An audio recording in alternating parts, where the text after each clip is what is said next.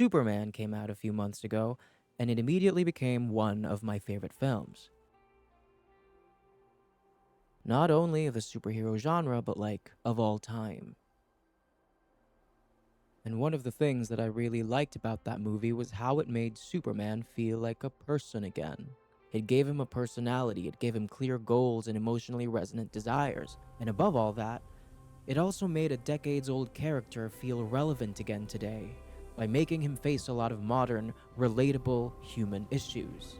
I really liked this version of Superman's character, and in this video, I'm gonna talk about it. I'm starting this series, How to Write a Hero, where I discuss the writing, the story arc, and the greater themes attached to a character in a movie.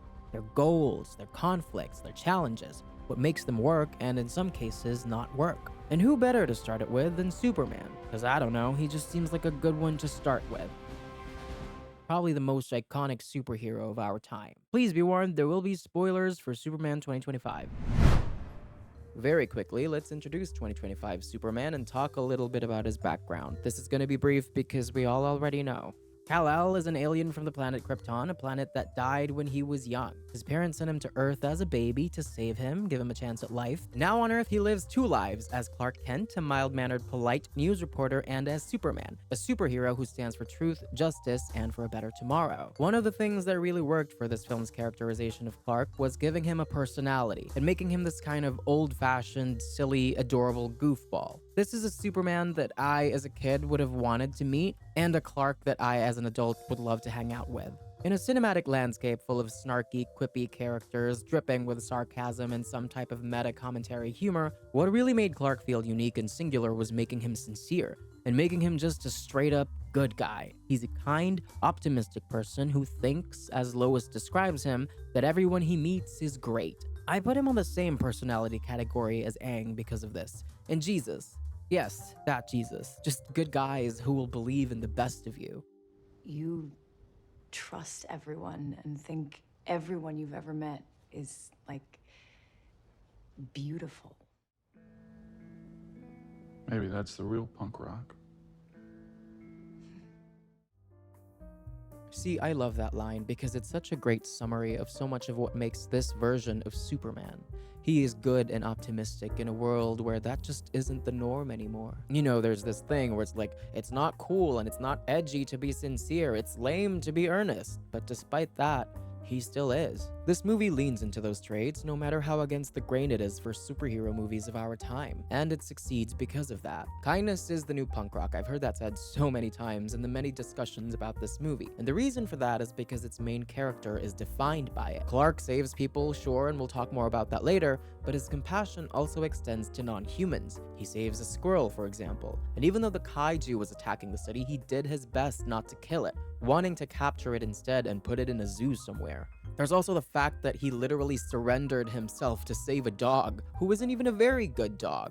It's a dog. Yeah, and he's not even a very good one, but he's out there alone, and he's probably scared. Clark's empathy and his compassion are two of the traits that this movie decided to really emphasize about him. Now, this is just a brief background, and it's just a little look into Superman's personality for this movie, but what really makes or breaks a character are their goals and motivations, what they want and why they want it. Now, what does Superman want in this movie? If you're enjoying this video, please let me know by leaving a comment or a like. I'm a small channel and that would help me out a lot. Maybe even subscribe. Thank you.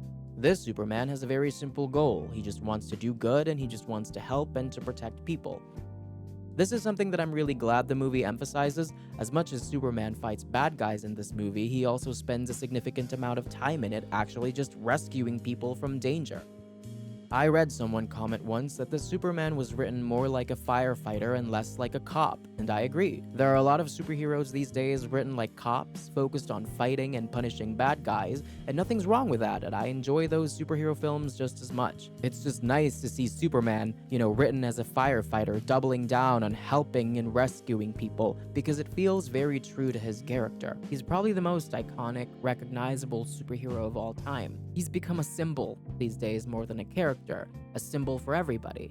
And it's nice to see him be written in a way that's more than just about him beating up and punching people. What do you know about these biological parents of yours? Just that they sent me here to serve humanity and to help the world to be a better place. They said that. They did. They sent a message along with me. That message is why I do what I do. So this Superman just wants to help people and do good. Very simple. But what complicates that is the environment and the world the movie puts him in. Because as important as what a character wants is to a story, it's also very crucial that there's something stopping them from getting what they want. That's where we get the conflict. So for Superman 2025, what is stopping Superman? What's challenging him? In recent years, there's this idea I've often encountered in fandom discussions. There's this some kind of belief that Superman is a hard character to write for because he's super powerful, that he can practically solve anything in an instant. And to some extent, I agree. Oftentimes, really powerful characters can lead to boring stories, but that only happens when you have boring writers. While I'm not the biggest fan of Zack Snyder's Superman, he's not boring in the 4-hour Justice League cut, despite him being super powerful in that movie, because he's only in it for a small amount of time. Him laying waste to the bad guys in 2 seconds was cool because it only happened like twice. But I guarantee you, if you had a whole movie out of that, a whole movie out of a hero just beating bad guys up in 2 seconds and solving everything, it'll be boring as fuck. When characters accomplish everything easily and don't seem to struggle, they usually become uninteresting. Captain Marvel in that first movie, for example, I love her, but the lack of any sense of danger or limitations for her in that movie made her so boring. The Marvels doesn't directly nerf her or decrease her powers, but it does make it so that she can't just always use them. And that made for an infinitely more interesting movie. And that is another thing that I think James Gunn's Superman really got right in this 2025 depiction. Superman's limitations. There are many things challenging and providing conflict for Superman in this movie. International geopolitical laws, bad guys, his parents, and his inherent physical restrictions. The movie really shines in this aspect in my opinion. In all the ways it provides opposing tension for Superman. And not only does the movie use these challenges to further examine Superman's character, it also uses them to highlight the themes of the movie. How a hero responds to the challenges he's facing says a lot about him, and it says a lot about the story you're trying to tell as a writer too.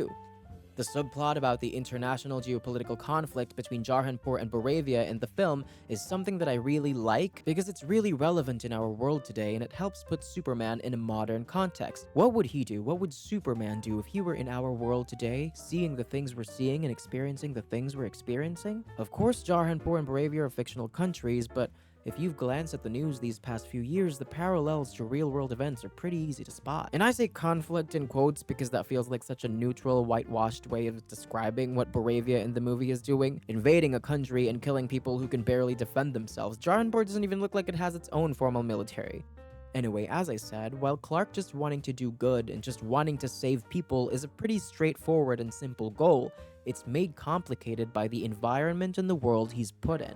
What does being kind mean? What does standing up for justice and truth mean in a world where there are people with selfish interests, who want to protect those selfish interests and definitely don't want justice and definitely don't want truth and common goodness? What does Superman mean? For tiny, ordinary human beings like you and me, living in a world where people in power manufacture conflict for profit and the ultra-rich fuck up the environment for their personal desires. What does Superman mean?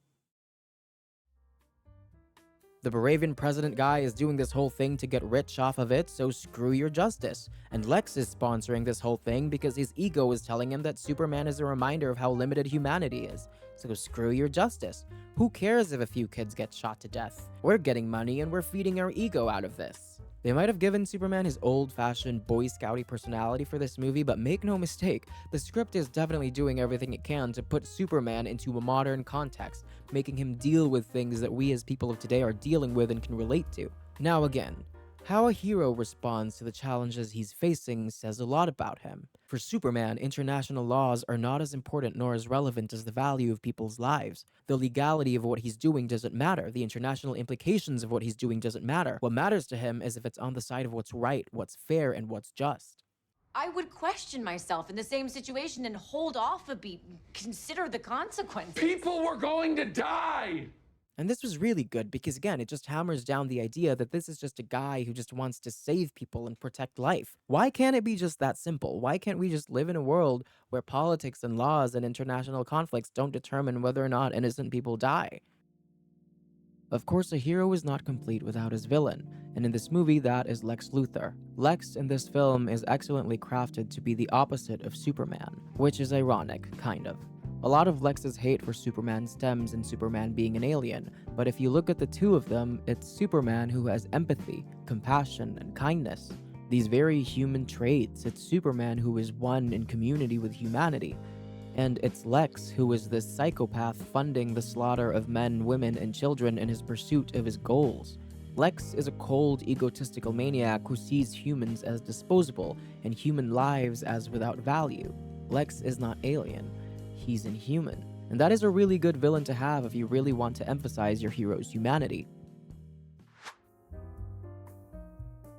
Superman's parents were also another source of conflict for him, but a more internal one. For so long, his goal of wanting to save and protect humanity was motivated by what he thought his parents wanted. They gave him a message along his ship, and because the message was damaged from the trip to Earth, for most of his life, Superman believed that they wanted him to do good on the planet. It shatters Superman's beliefs about himself when he learns the truth, that his parents sent him to Earth because his alien superpowers would allow him to easily rule it. Turns out they didn't want him to be a protector, they wanted him to be a conqueror. And this confuses Clark for a while. He believed he was meant for good, he thought that was his purpose, and found out that really it wasn't. Actually, he was meant for something more selfish and cruel. So much of his identity and his self-worth and his self-esteem was motivated by what he thought were his parents' wishes. And this internal conflict resolves itself eventually by having Clark realize, with the help of his Earth dad, Jonathan Kent, that what his parents wanted for him doesn't really matter. They don't define him, and they shouldn't. He has to choose what he wants to define himself as. It's a cute little arc, and I'm glad it's there. It's kind of very relatable, you know? A lot of us humans have had our parents want us to be one thing, and we want different things for ourselves. It reinforced Clark's motivations and his goals from the beginning, except this time, it's his choice to help people. It's solely because he wants to do it, and it's no longer just a task that his parents entrusted him. And lastly, there's also Superman's limitations against the physical challenges he faces. Again, when characters are too overpowered, they get boring real quick. So I'm glad that this Superman has limits to his strength. He's still really strong. Like, bitch, he overpowered a black hole while he himself wasn't fully charged. But he's very clearly exerting effort. And that's what matters. It's just more impactful when heroes are struggling and pushing themselves past their limits. It's just more exciting that way compared to when heroes are barely exerting effort. You make a much better impression about a character's strength when the character is actively at his limits and still pushing himself. And like, we have to take note too, for the most part of this movie, Superman was fighting a clone of himself. You know, probably his physical equal, with a clone having the advantage of being told what to do by an evil super genius. So yeah, it's not an easy enemy. This movie also addressed one limitation about Superman that I really wish more writers exploited, that Superman is only one body. The third act of this movie has the interdimensional rift happening in one city, and the Boravian invasion happening on the other side of the world. Superman is only one person, and despite his super speed, he's needed in two places at once this time. And I like this because it creates a stressful situation that Superman just can't punch his way out of. He chooses to go deal with the interdimensional rift, and it makes sense because that could tear the whole world apart. But not without making sure that the people of Jarhanpur will not be left alone. Superman inspires the Justice Gang to stand up for what is right, no matter how messy it could get, legally or politically. And I like it because it shows one of Superman's non-Kryptonian powers, which is inspiring other people. He inspires the Justice Gang to interfere in matters they normally wouldn't, and he inspires the Jarhanpurians in their fight for independence. And I like that because, again, Superman as an inspiration is pretty much, you know, related to Superman as hope. That is something that we're going to talk about now.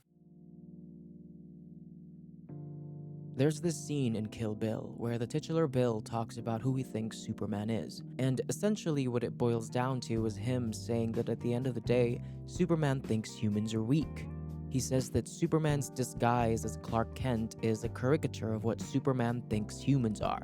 Clark Kent is how Superman views us. And what are the characteristics of Clark Kent?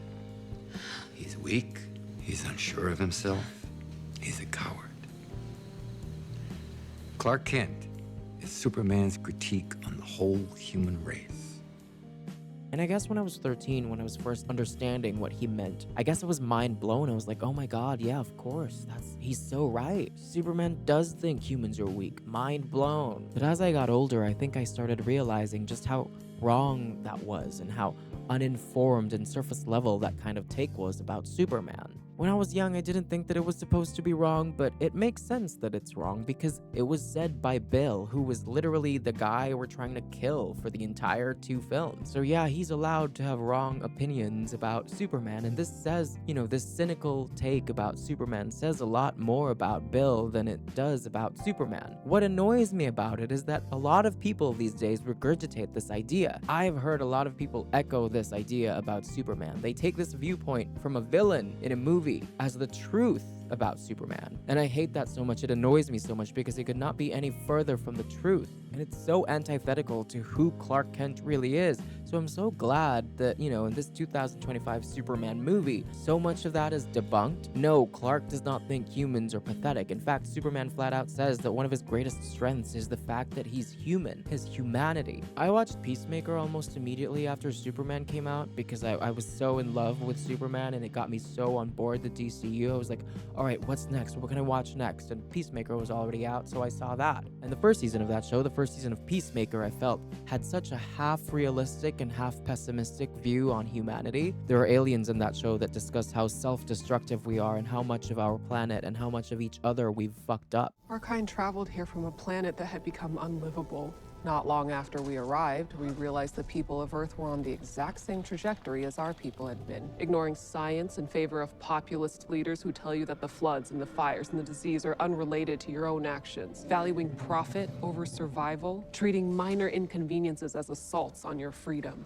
There were some parts of that show that had a bleak look on humanity, so it's nice that Superman has a protagonist that's so thematically tied to optimism. I'm so glad that this movie has a protagonist that has so much faith in humanity despite him being an alien himself. It feels almost like a really great companion piece to the first season of Peacemaker, because it provides an argument against the ideas that the aliens in that show brought up. Superman has been on Earth for so long, around 30 years in this movie. He has seen so much of humanity. Our good qualities, yes, for sure, but also, of course, our faults, the terrible shit we've done and are doing to each other. And yet he still believes in the best of us. He even hopes for Lex Luthor, the man who put him through so much shit in this movie. He still expresses his hope and his faith that Lex one day will realize that his humanity is his greatest strength. I can't help but think that Clark is such a wonderful, beautiful human for that, for having this view on humanity. Because let me tell you, I have been here 26 years, and I don't know if I still believe we can collectively get our shit together before the damage we've done becomes irreversible. Like, I